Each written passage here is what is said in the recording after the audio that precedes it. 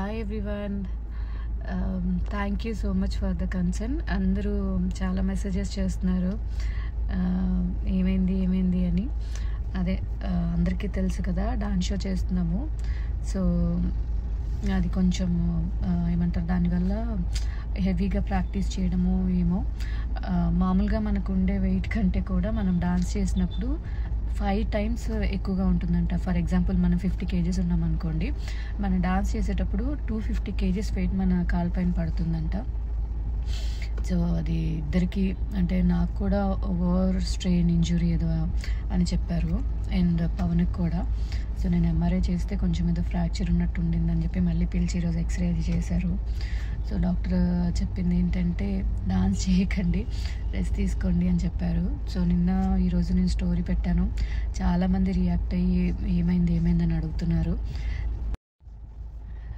So అందుకే doctor చెప్పారు dance చేయొద్దు, రెస్ట్ తీసుకోవాలి అని చెప్పేసి.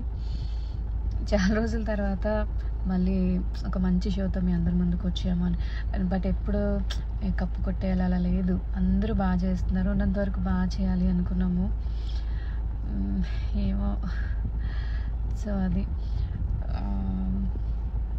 పాపం సంకేత్కి చెప్పాలి, మంచి కొరియోగ్రాఫర్ తను, చాలా చక్కగా కంపోజ్ చేస్తాడు.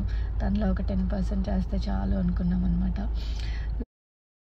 ఇంకా హాస్పిటల్ దగ్గరే ఉన్నాము, అది ఇప్పుడు చెప్పాలి, ఇంకా షో వాళ్ళకి చెప్పాలి.